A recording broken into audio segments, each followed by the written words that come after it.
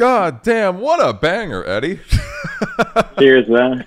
welcome, everybody. I hope y'all are doing well. We are joined by very, very special guest, Eddie Berg of Imminence. Eddie, how are you doing today, my dude?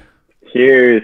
I'm doing good. Thank you. What about you? I'm well, man. I'm keeping busy. It's kind of near the end of the year now, so releases and all that stuff are somewhat starting to slow down, except for the amazing one we got coming this Friday, which is new Imminence, obviously. So I'm not as busy trying to keep up with the millions of songs coming out. But yeah, it's going, man. It's definitely going.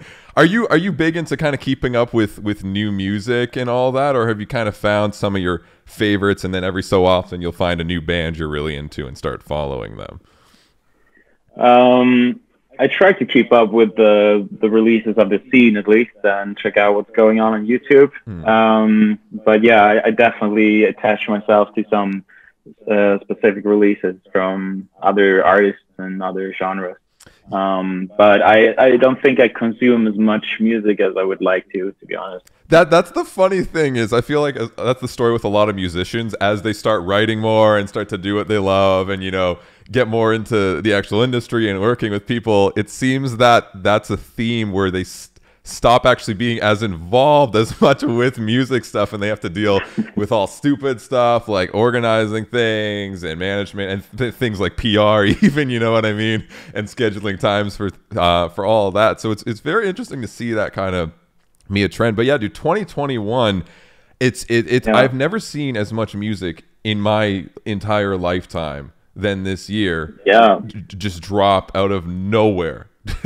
I mean, it makes perfect sense. I think a lot of artists spent most of 2020 writing due to the fact that they couldn't play any shows or do much other than sitting at home. So it makes sense, I guess. Yeah, what have you been doing other than obviously writing to kind of pass the time? Do you have any like special activities that you love to do that maybe people aren't aware of that might shock them? I don't think so. I mean, we've spent so much time on writing music, and especially like in 2020, I also released my side project. It's like a indie project called Bear Mountain Park. Oh, sick. So it's been a lot of music for the past like 1.5 years, definitely. Other than that, I don't have much time than like just hanging out with good friends and taking care of my dogs. Dude, yeah, that's awesome, and again, it's so cool to see just people grind and get all this amazing music out. And obviously, like you said, kind of the pandemic, everyone's kind of stuck at home, and it was like, well, I guess we're all just gonna write. You know, we can't tour. Yeah. I guess let's just write some cool stuff. And I definitely want to get into Imminence. First of all, huge congratulations on the new record, which I haven't heard the full thing yet, but like the singles, man, we've been checking them out. I've never heard that combination of, I'm just going to kind of use the blanket term like modern metal instead of whatever, metalcore or whatever. Yeah. Modern metal with so much violin and emotion. I almost would call you guys like emotional modern metal in a way. Yeah, definitely. Yeah, and I want to ask you, like, where did that all kind of, I guess, stem from? You know, like, take me back a little bit to where, I guess, you started more so getting into music and then kind of journeying into Imminence, and how that process was for you as a young dude. You grew up in Sweden, is that correct? Yeah, we're all from Sweden, the whole band, and we grew up in a small town or village in the southernmost part of Sweden, and we started playing like when we were in high school or even when we were younger, just jamming together, playing covers like "Smells Like Teen Spirit" and nice. "Killing in the Name of" and all the classics. And a few years later, Harold approached me with this new idea he had. He wanted to start like a melodic death metal band inspired by In Flames, kind of. Okay. And so yeah, I joined in there, and that was the project that turned into Imminence. So that started in 2009, and then we kind of formed the band in 2010. And since then, we've just been going at it, I guess. Dude, that's super cool. Like, how was kind of the scene in Sweden back then when you're growing? Like, was there? I mean, obviously there was bands like In Flames, and like, I mean, Sugar. I think they're from Sweden. You know, like there was big bands that were definitely making an impact. But like, were there metalheads everywhere you went, or was it really like more of an underground thing where you kind of grew up still? I mean, it was such a huge gap from, you know, like the smaller artists to the bigger metal acts. Right. And I think back in that time, Sweden was definitely more of a metal country, like a classic metal fan base. And the core scene hadn't really established that much. I mean, that was pretty much when it all took off, I guess, around that time. But even to this day, it's really hard for bands to break in Sweden. It's a very difficult market. I mean, we have a really big country, but not many people living here. So even, you know, some of the more like more renowned acts, they have to break, you know, outside of Sweden before they can get recognized back home. Right. Yeah. It's kind of similar up here in Canada. Everyone just thinks I live in the USA because I speak like I live in the USA, but it's somewhat similar here. I think there's more people though around here where there's like kind of little pockets of bands that are doing stuff, and then there's like the big bands that come from Canada, but a lot of it's kind of more pop and mainstream music. Like everyone knows Drake and, you know, Justin Bieber and stuff like that.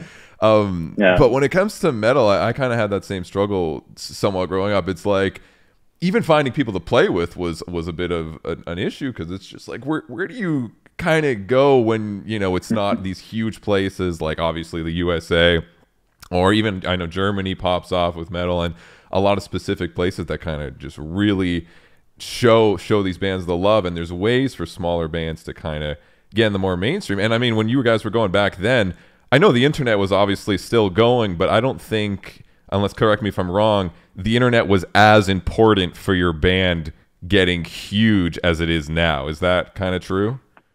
No, I would agree with that.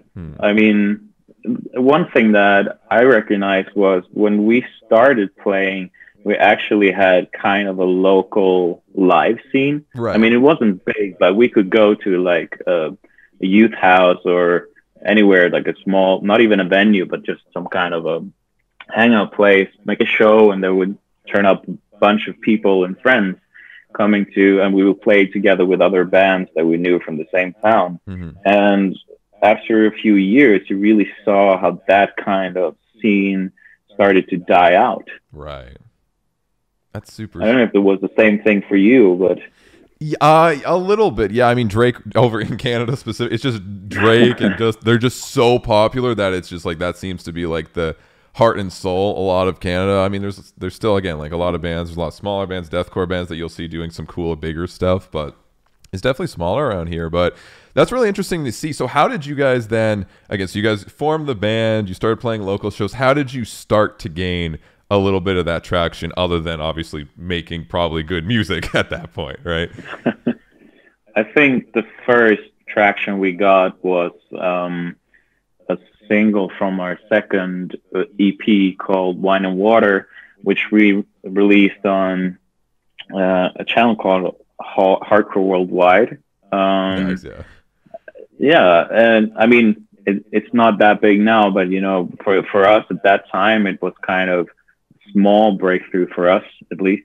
Or it felt like it. And then we just kept going at it. And I think the biggest like stepping stone for us was probably releasing The Sickness in 2015. Yeah, dude, I remember all, like, even on YouTube, I would see it every day for like a year in my recommended feed, and it's just some things you just like sometimes don't instantly check, but you're like very intrigued. You know what I mean? So I would see that pop on my YouTube feed, getting traction for like a year, like, you know, and the face. I know the thumbnail where you have the stuff all over your face, right? It's very good thumbnail, right?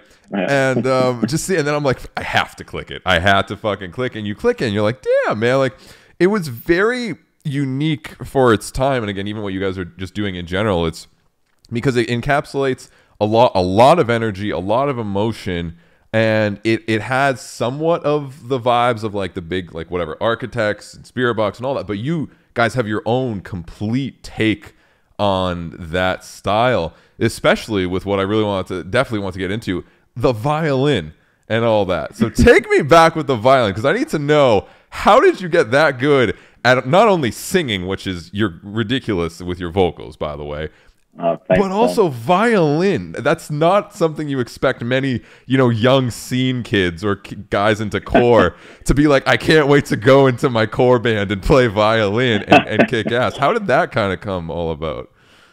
Well, I actually started playing when I was 5 years old. Okay. I went to like an open house at a municipal music school, and first my first idea was like, I think drums are cool. I want to get into that. Right. And go up to the drum room, and there's like 10 kids banging on everything in the room at the same time. And I was like, no, fuck that. So let's try something else. And then I was interested in guitar, but I was actually too young. And then we went into the violin room, and I was like, yeah, maybe I can play violin. That would be cool. Right. And I just kept playing during all my time growing up. And later on, like when I was like done with school and just started working, I started taking some private lessons from a really good violinist, just to like, I felt that I needed to develop myself a bit further than I was able to just going to a basic school and playing a 20-minute lesson every week. Right. So that actually helped me tremendously. And we started using the violin already in Imminence back in 2013, and it wasn't really recognized because we didn't front the instrument so much. Like we even used it through our first full-length album, and we used it in The Sickness, for example, but it wasn't really something that people catched up on. And to be honest, I never felt at that point that I was skilled enough to like bring it as some kind of solo instrument. Right. But then it came to after we released our sophomore album, which was going in a more electronic direction, and there's actually not a single violin on that record, except for the acoustic versions. Then we kind of saw like, we used that violin in the acoustic version of This Is Goodbye, for example, and that got a lot of traction and appreciation from the fans. Right. So we started bringing it to the live stage, and we got such a massive response from it that it was like, okay, maybe this is something we should consider implementing more. So sorry to cut you off. So you started incorporating what you did with the acoustic track, and then you experimented with actually the violin with some of the other tracks live, and that's what gave you the okay, like this is working, to start using it more in your tracks. Is that what went? Yeah, I mean, maybe a little bit, but it was mainly like we actually had like an acoustic break in the middle of our full live set. Okay, that makes sense. But it was, I never wanted it to be like a gimmick, so it was never the way that we try to force it into any song, because we always write for what is best for that particular song that we're writing at the moment. And if we feel that the violin adds something to the song, then we will put it in there. But it's not something that we feel obligated to do. That's good, yeah, because I feel like, obviously, especially in modern age of metal, where everyone is using any noise they can as, a layer or as a sample. Like, they'll find a trash can, they'll find like a bird, and like they'll use any sound and somehow mix it in. I feel like a lot of orchestra stuff has always been more just as a layer in the background instead of like a nice added emotional focus. And that's what I love about what you guys are doing. It feels like you have it's not just a guitarist, bassist, vocalist, and drummer. It feels like, even though you're doing vocals and violin, like you have a violinist. Like it's a core part that you can choose to incorporate as much as you'd like, whatever you're comfortable with, right? Which I feel like that's just such a unique niche you guys have. And that's the first thing when I saw I think The Sickness, and then later a lot of people in my community were telling me to check out. It was the other one. I always forget. It's the biggest one you guys have, I think. Not The Sickness, the other one on YouTube. Infectious. Yes, maybe. Infectious. Thank you. I'm very bad with song names. Infectious, cool. And everyone was like, Nick, check out Infectious. Check out like this band Imminence. And I was like, okay. And then I threw it on, and that's the first thing, obviously, that caught my eye was, of course, violin. I was like, oh, this is very soothing. And then you hear the voice, then I hear your crazy ass screams, right? And obviously your very melodic, beautiful cleans. And I was in complete shock, and everyone watching was like, what's happening? It was very refreshing for the time.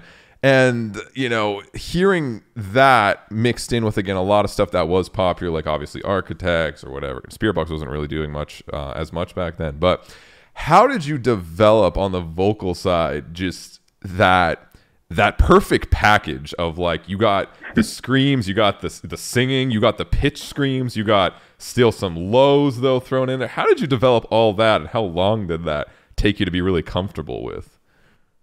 Thank you so much for the kind words, Ben.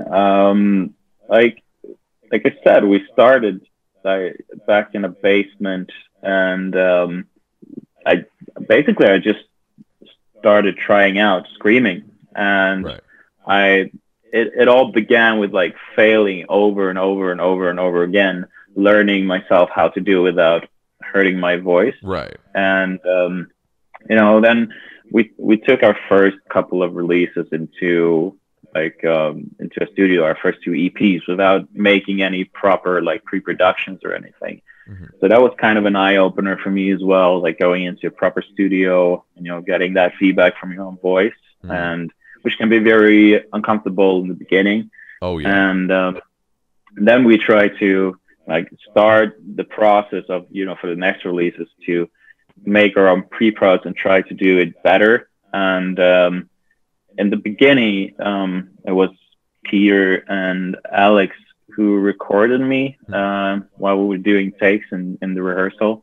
And at one point, I just started getting frustrated by like having someone else doing like it wasn't in my rhythm as I would like it when I was recording. So then I said, okay, just teach me how to do it, and then I will do it myself. Mm-hmm. And that's, I think, how it started with me, like practicing and getting better with my own voice, was just doing takes after takes after takes, and listening through everything and editing everything myself to listen to different nuances and trying different things to how to achieve a certain sound to the voice. And I think we just got better and better at doing that over the years.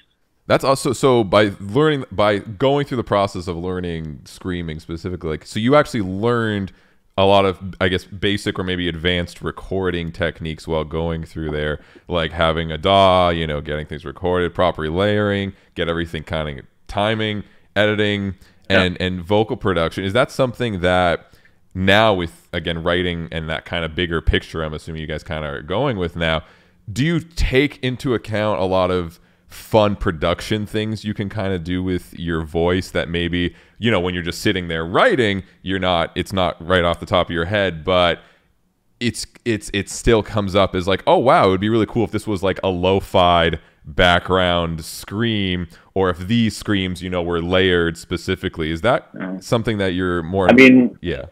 It's funny that you mention it, because I've also been doing for the past 2 albums, I've been doing all the like atmosphere and like synthesizers and everything, like the soundscapes for the album myself. Mm-hmm. And when it came to this release, I really wanted to break away from like the sample libraries specifically. So I had these ideas, like just basing different layers of my voice and just completely deconstructing them, and to make a very unique sample, but also a really cool soundscape. So what you hear a lot on this album is actually like different layers of my voice, among other things. Or sometimes we deconstruct the guitars or any other instruments to to make those very special samples.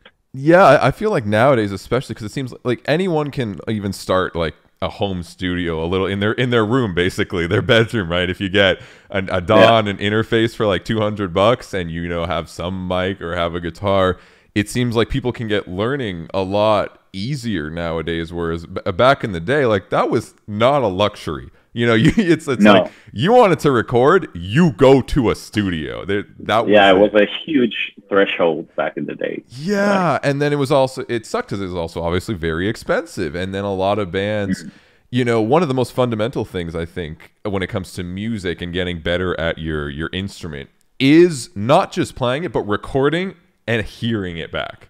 I think that is absolutely essential. Even being a guitarist, you think you're good, and then you record yourself, and then you're like, okay, this is a lot different. Reality check. Yeah, it's a big reality check. And how was that, I guess, for you, kind of that first time, I guess, both on violin and with vocals, like hearing yourself recorded back? Was it like, oh, wow, this is really cool? Was it a confidence boost, or was it a bit like, oh, shit, I got to work on this a little bit to kind of get it where I want? You mean from the first time? Yeah, that first time you hear yourself come out of those computer speakers. What was that? How did that feel for you? That was absolutely awful. It was horrible. Like, we have basically a demo we released back in 2010, which isn't available anywhere. We printed it on some CDs ourselves, right? And we recorded it in this really shitty studio that normally does like bachelorette parties and things like that. I mean, they were metal guys doing it, but that was their main thing, to get cash.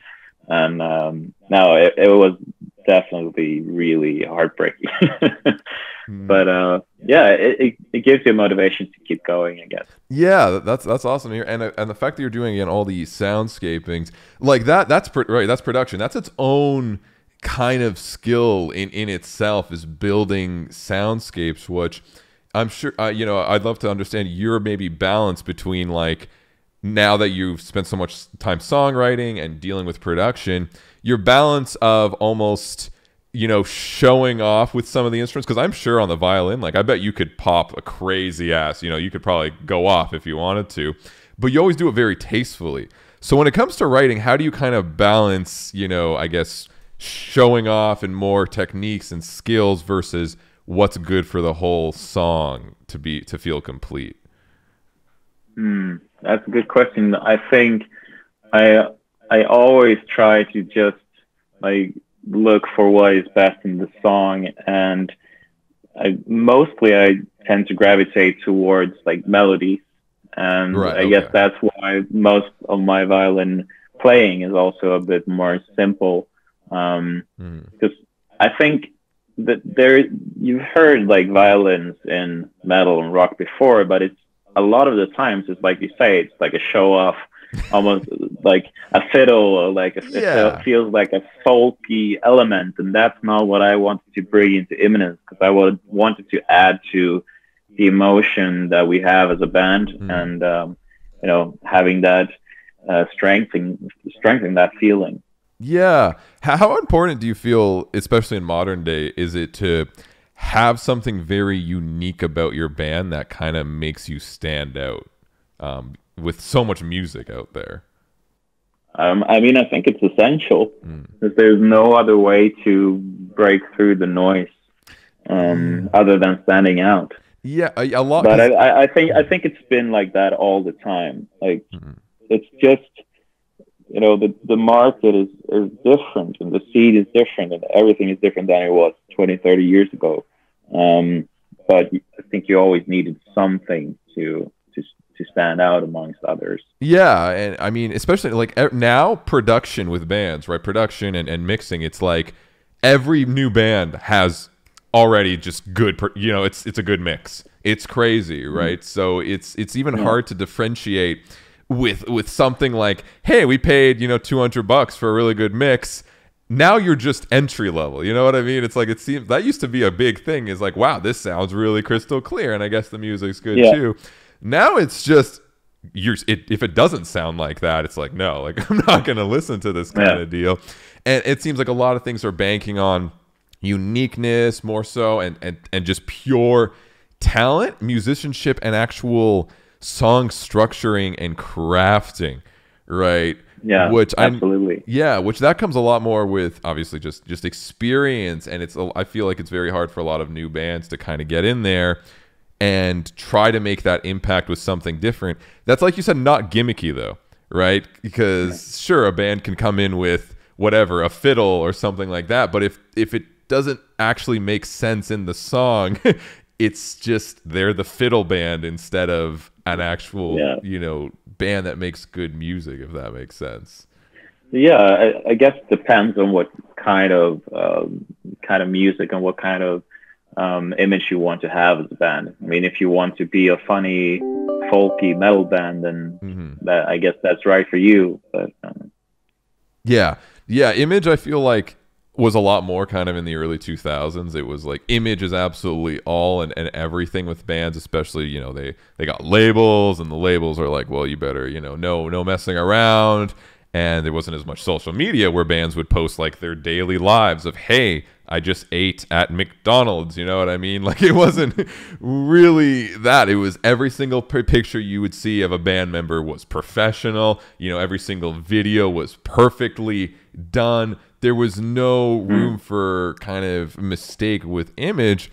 And nowadays, again, with social media and people just kind of being very free, you see a lot of I feel like it's a lot more relaxed. And even though image is definitely important and sometimes can sell bands, literally, it almost takes a backseat, which I'm happy for the actual music, which is good. And it's not, I feel like it's a little less gimmicky nowadays, I guess is my point. But again, I love that violin aspect. And again, that was definitely the first thing that drew me to you guys, and having that very modern sound, right? And mixing in with a lot of metal bands and metalcore bands, or even, again, you mentioned like In Flames and stuff. I can definitely hear a bit of like the old school melodic death metal thrown in there, which is really cool. And when it comes to, I guess, songwriting for you guys, what's your go-to start for a song? Is it you have a melody? Is it you start with the chorus and create a melody? Is it you have a cool, I don't know, guitar riff that you tell your guitarists to kind of go with? What's that number one step usually for you? Well, it's actually, it's come to the point where it's me and Harold who is writing the songs together. And usually, or most often, he comes with an idea, and that could be like a half rough song, like a skeleton, maybe a riff and maybe a chorus. And then we usually go from there. I write all the lyrics, so I usually keep a little bit of a bank of what I've written down at different times. And sometimes it just clicks, like, oh, this would fit perfectly over here. But, there's some cases also on this album where, like, I had basically a whole idea, like the song Alleviate, which was the second part of the video for Chasing Shadows. I had mainly the whole lyrics figured out before we started on the song, and I started working on the chords as well. And then I took that to Harold, and we worked out like how we should do it. So yeah, it's very different from time to time, but most of the times it's like starts with a basic riff or a chorus, and we take from there. Right. Yeah. A lot of, I know some vocalists even that start with lyrics first, which is, I feel like that's such a dangerous game to play, because it's cool to tell a story and make it all conceptual, but starting with lyrics first and forcing the music to have to revolve around, I feel like it's so tricky. But if you can pull it off, it's very rewarding, and again, it can create a whole concept album if you really want. But even on the lyrical side, like these lyrics, and I'm a guitarist. I'm not a huge lyric dude. It's especially like when I'm listening to songs, I'm focused on so much stuff that as much as I want to be focused on the lyrics as much, I just can't. But after listening to you guys for quite a bit, like, you guys have some pretty, it almost seems dark but inspiring at the same Yeah. time themes and lyrics. Can you kind of go more in depth with that stuff, and what is your lyrical, I guess, main inspiration or that you kind of go with? I mean, I've been quite open with that as well. That I suffer from time to time with depression, and like having dark thoughts. And music is the thing for me to like that place to put it to help me deal with these kind of emotions. And so that's why I think most of our songs actually come from that place, because it's what is like the most closest thing to my heart. And I think that a lot of people recognize that and appreciate that, and actually feel helped by it, and that's really, really heartwarming to see. Right. How often do you get messages like, "Hey man, like I listened to your track and like it changed my life, or it made my day," and or I got even Imminence tattoos and like lyrics tattoos? Yeah, we have a lot of that, and I think it's at least every day, so that's pretty amazing, and it's inspiring, to be honest. Yeah, man, that it's amazing. And again, when like I can tell even just talking, like you're a dude that's like music first, emotion first, get that going, and then everything else seems to kind of come into place with a lot of fucking work, right? It's not like an overnight. Yeah. Oh yeah, right. It's a lot of work, but seeing how you guys are compiling these songs, it's very. You can tell you guys have been writing together for a while with that band dynamic, right? How have you guys kind of over the years built that band dynamic? Is it is it a very healthy relationship where you guys are all friends, or are you mainly like, okay, we have to write an album, let's all get together? How is that dynamic, and how does that dynamic with your band play into the actual, I guess, music when it comes down to new albums?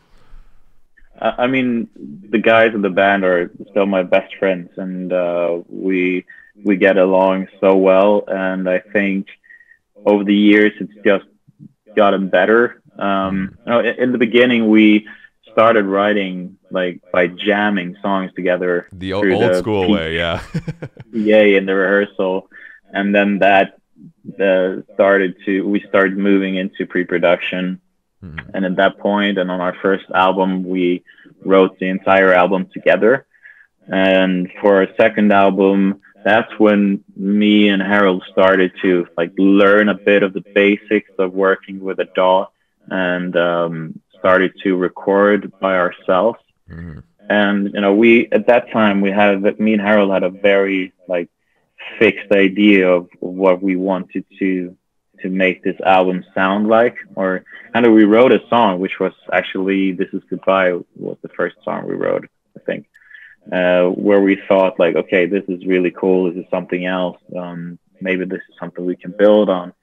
And for the third album, that was pretty tricky, to be honest, because me and Harold had maybe too big expectations of where we wanted to go, and we didn't really have the same opinion all the time, and we put way too much pressure on the writing and on the song right from the get-go. And that was a really important lesson for me and for us to learn, because you cannot like choke a song before you let it develop into something else. And so by this time, for this album, we just said like, let's not think anything about an album right now. Let's just write songs.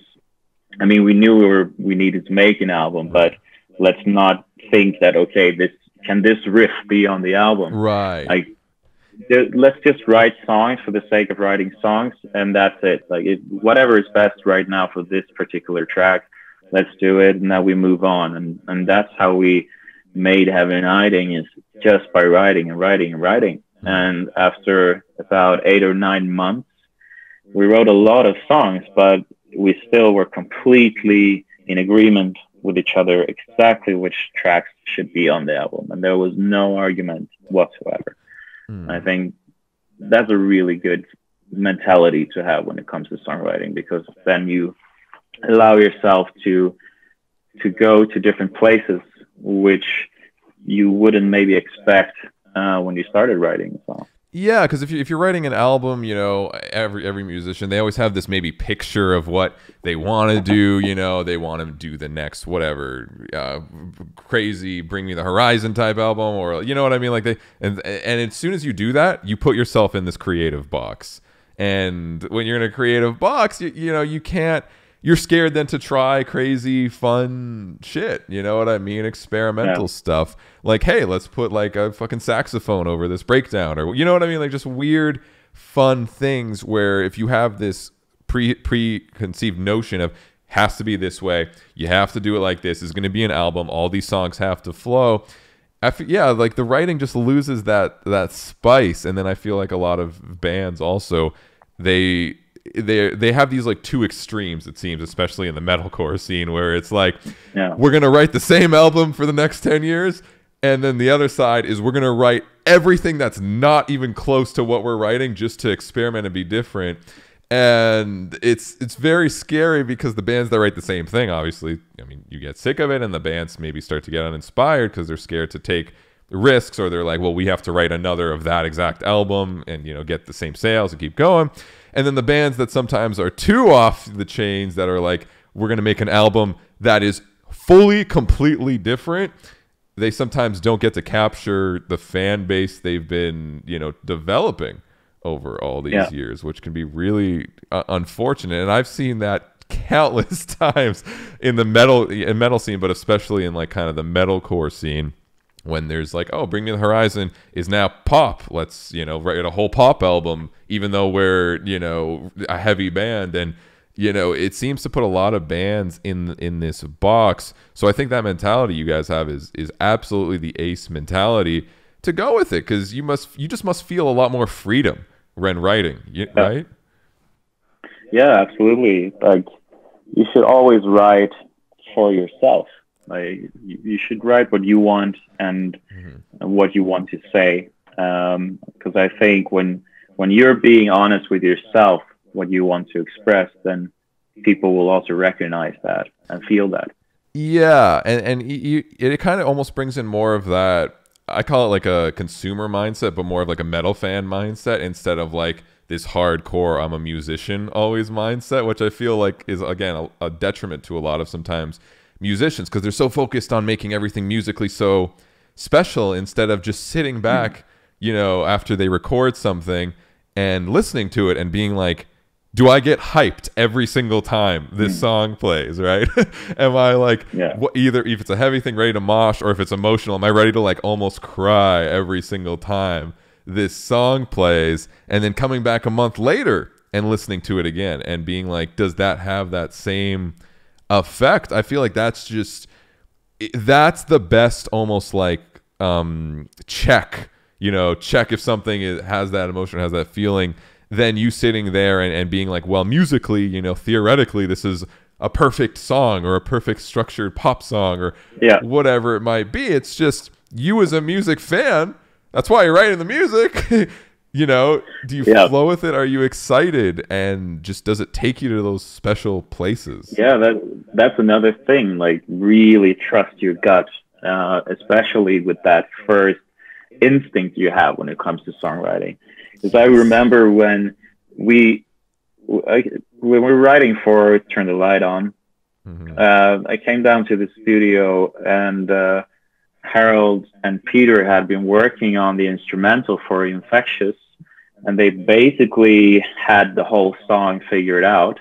And I was so excited at the first moment that I heard it. It was like I was just hugging them and like pulling out my lyric sheet, and I did all the song in like a few hours.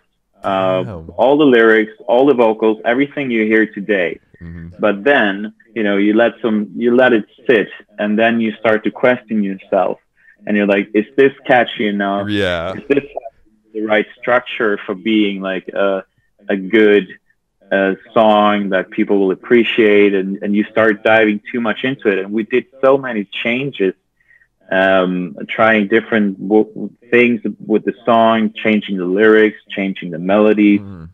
And in the end, nothing worked. So we were like, okay, after a long time, we went back to the original state, and it was the best version. And, you know, it's funny thinking about that today, because it's our biggest song to date.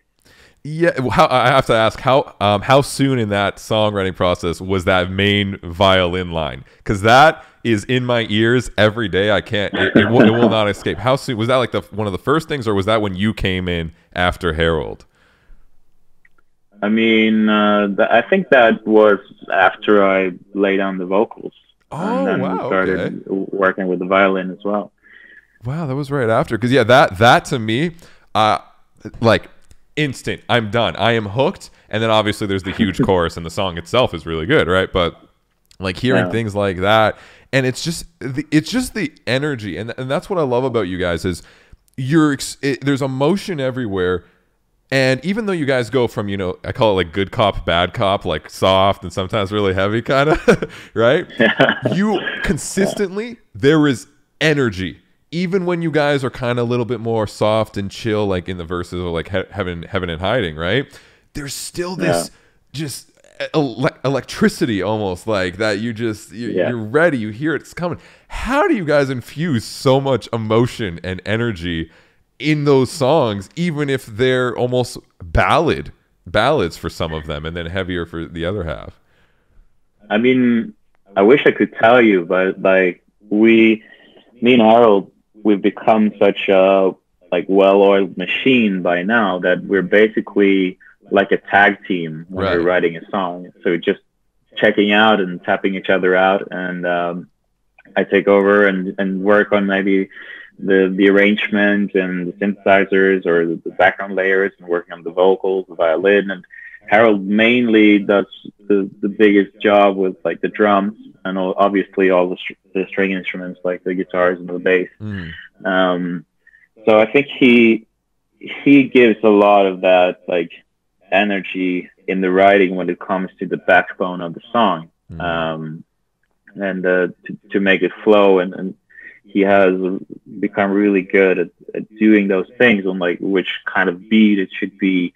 And I think I just like try to match that intensity and emotion with the vocals and the lyrics. Right. And I feel like you guys have that, like I said, that perfect balance where I feel like a lot of bands try to do kind of what you guys do in terms of like, again, the bad cop, good cop, where it's like really soft or then really heavy. You know, here's our deathcore song, and then here's our, you know, poppy post-hardcore song. But they're missing that. They don't have that energy, you know? So then it just seems like this is a song for the sake of it being a soft song, right? Even lyrically, I'm like, where's that connection? And you guys, every single track, I don't care if it starts chill as fuck or if it starts heavy as shit. I know I'm going to sit there and almost cry. You know what I mean? Like I'm going to sit there and I'm going to feel that through the screen, and especially through the videos, which I want to ask you too.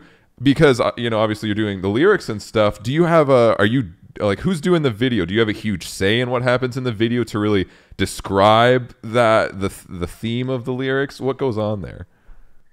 I mean, for these videos we've been putting out this year, it all started with the visual concept from our friend and graphic designer who's actually been doing all our full-length album artworks now. So we've known him a long time, and we started working on the artwork, and he created some kind of mood board to set like a picture of like how the artwork should feel and how the album should feel. If I might ask, sorry, especially for people who, what is a mood board specifically? A mood board is like a document you just pull in like inspirational pictures that you find just to get like the feeling of something. Like if he wanted to create something, he want it to feel like draw inspiration from different things. So would you even like put like colors, like if you have an image of like colors or even specific, I guess, emotions or like specific scenery, is that the kind of stuff you would throw it all together? Yeah, you could. Yeah. And so when we started working with Pavel, who did all the videos for this release as well, we worked with him before. We sent him the mood board, and then we just started discussing. Like, he came with his input for the first two videos that we were shooting, which was Temptation and Having Hiding. He had one idea, and then we started to balance that off of each other.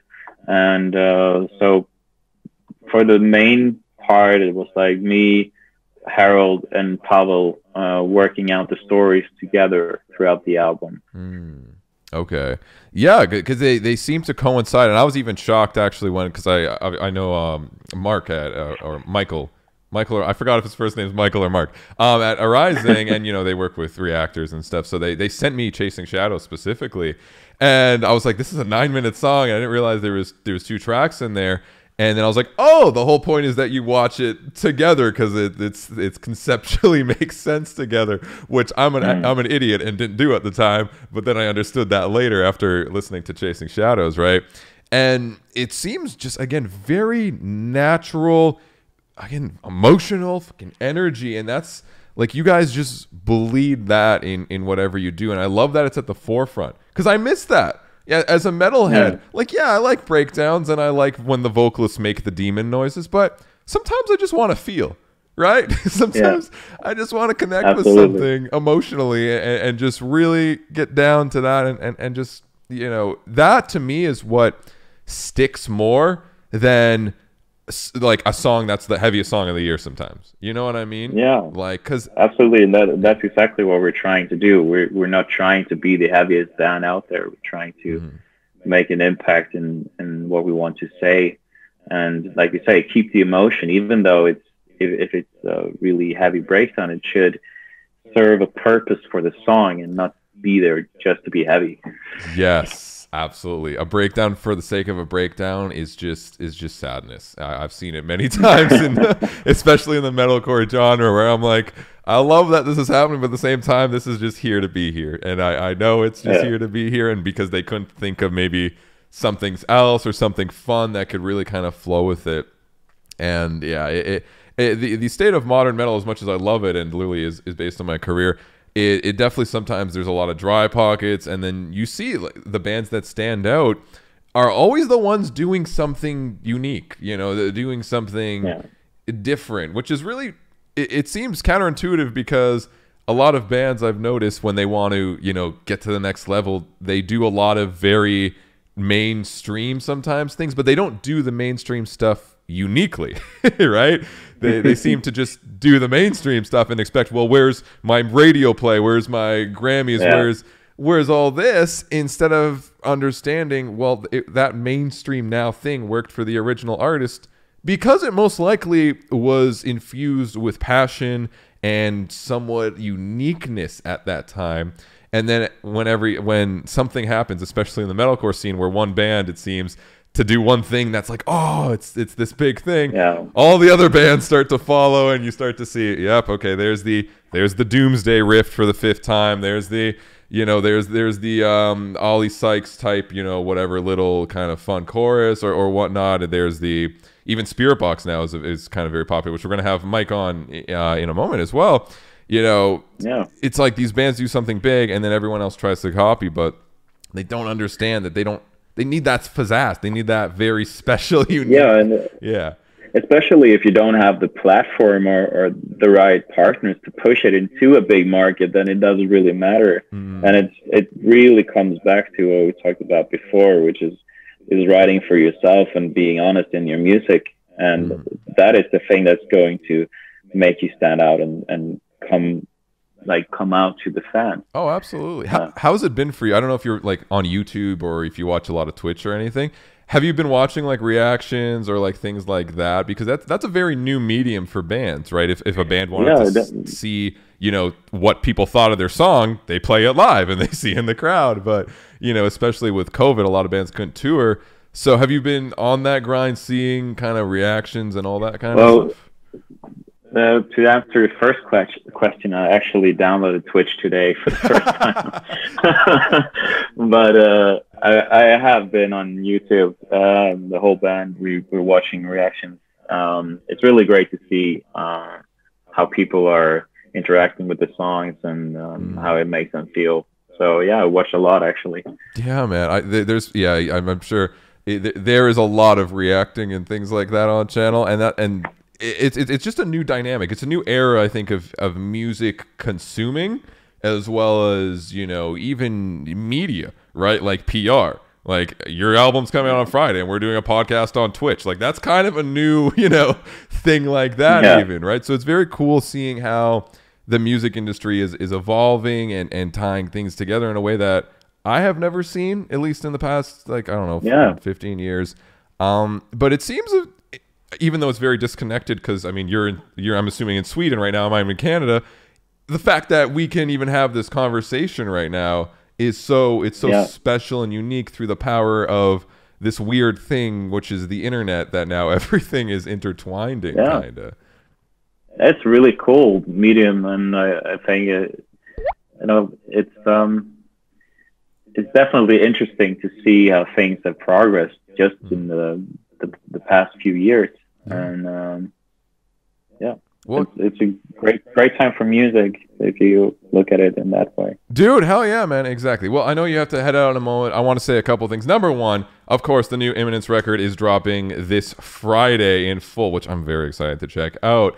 The singles have been absolute bangers. I'm expecting nothing but a banger, of course, to come out of it. And I want to cry. Will the album make me cry, Eddie? A little bit? Tear up? Maybe? Yeah, probably. Perfect. I love that, right? So yeah, everyone watching, and we have 500 people watching. Thank you guys for hanging. Be sure to Thank you so much. Yeah, be sure to go pre-order the album, buy it, show them the love. You guys know an album, you know, release dictates the next 2 years of a band's life. It's what happens, right? Because that gives you the tour opportunities. That tells you, you know, which bands you can play with, what PR you can do, et cetera, all the industry mumbo jumbo, you know, this kind of script stuff. So, you know, show my dude definitely the love and Imminence. And like I said, we're going to be checking out on Friday. We actually have Howard Jones and Jared Dines on for the new Sign record, but we're going to be throwing on some Imminence, definitely checking that stuff out. But dude, yeah, man, this has been an absolute, you know, pleasure chatting with you and getting to know you a bit better, because as I said before we started this, likewise. Yeah, as I said before we started the stream, I was even, you know, I like to do a little bit of research on my guests, but not too much, because then it's all like interviewee and, you know, very specific.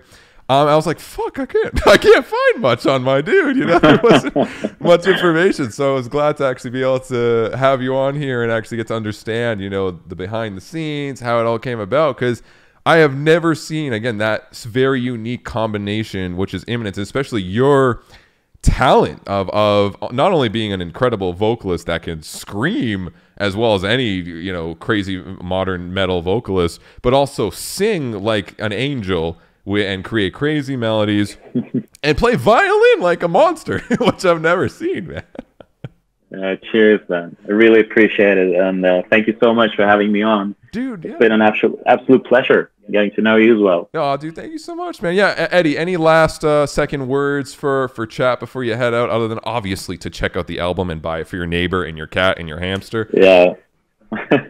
I'm so excited about the release on Friday. We haven't announced it yet, but we're actually going to do a little live stream on Instagram on Friday at 8 p.m. CET. So if you have time, then join in. And thank you so much for hanging around here tonight with me and Nick. It's been a pleasure. Dude, hell yeah, anytime. Guys, can we get some claps for my dude Eddie from Imminence? All right, again, show them the love. Check out the new album coming out this Friday. And just follow my dude Eddie. You look at this gorgeous human being. Go follow him up on the gram and everything. You guys know the deal. All right, Eddie, thank you so much for the time. Right after this, we have Mike Stringer from Spirit Box. And yeah, man, it's been a fucking blast. Best of luck with the new album release. And I'm beyond stoked to check it out, bro. Thank you so much. Thank you, man. Cheers. Awesome. Have a good one, man.